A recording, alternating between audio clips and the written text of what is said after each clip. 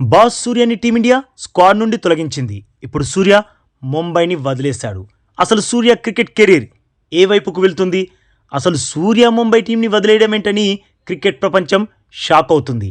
ఎందుకంటే ఎవ్వరూ ఊహించలేదు స్కై ఇలా చేస్తాడని. స్కై ముంబై ఇండియన్స్లో చాలా కీలకమైన ఆటగాడు. చెప్పాలంటే సూర్యపై ముంబై ఇండియన్స్కి ఎంతో భరోసా. చివరి 2 ఐపీఎల్ సీజన్లలో ఎంఐ కెప్టెన్ హార్దిక్ అందుబాటులో లేనప్పుడు ఎంఐ మేనేజ్మెంట్ సూర్యకే కెప్టెన్సీ బాధ్యతలు అప్పజెప్పింది. మరి అలాంటి ముంబై ఇండియన్స్ని ఇప్పుడు సూర్య ఎందుకు వదిలేస్తున్నాడు? ఇందులో తప్పు ముంబై ఇండియన్స్దా లేదంటే సూర్యకుమార్ యాదవ్దా అన్నది వివరంగా తెలుసుకుందాం. యాక్చువల్గా బాస్ టీమిండియా T20 ఫార్మాట్ నుండి సూర్యని కెప్టెన్గా తొలగించింది. ఆ కోపం ముంబై ఇండియన్స్పై తీస్తున్నాడా స్కై? ఎందుకంటే సూర్య ముంబై ఇండియన్స్ సోషల్ మీడియా అకౌంట్ని అన్ఫాలో చేసేశాడు. అక్కడితో ఆగలేదు స్కై. తన బయోలో అందులో క్రికెటర్ ముంబై ఇండియన్స్ అని, క్రికెటర్ టీమిండియా అని రాసుకుంటారు కదా, అందులోంచి కూడా సూర్య ముంబై ఇండియన్స్ పేరుని తొలగించేశాడు. అంతేకాదు ముంబై ఇండియన్స్కి సంబంధించిన అన్ని ఫొటోస్ని తన సోషల్ మీడియా అకౌంట్ నుండి పూర్తిగా తొలగించేశాడు. ఇది సూర్య చేసింది. At the same time Mumbai Indians కూడా సూర్య అకౌంట్ని అన్ఫాలో చేసేసింది.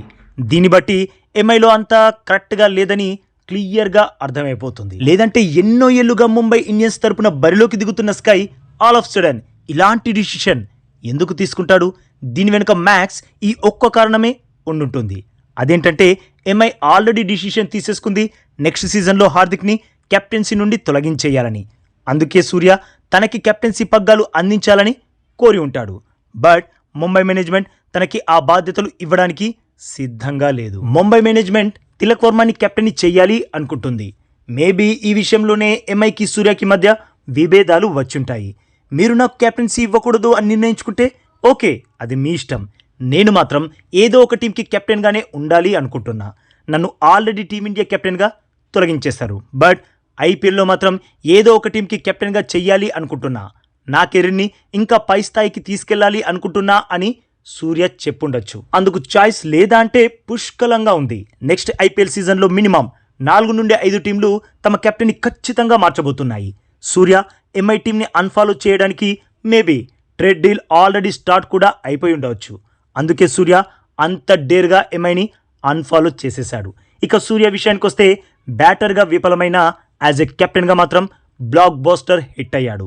తన కెప్టెన్సీ అన్బీటబుల్ కెప్టెన్సీ. తన కెప్టెన్సీలో టీమిండియా ఒక్కటంటే ఒక్క సిరీస్ కూడా ఓడిపోలేదు. సూర్య కెప్టెన్సీలో టీమిండియా ఏషియా కప్ గెలిచింది. సూర్య కెప్టెన్సీలోనే టీమిండియా 2026 T20 వరల్డ్ కప్ గెలిచింది. మరి అలాంటి కెప్టెన్ని ప్రతి టీం కోరుకుంటుంది కదా.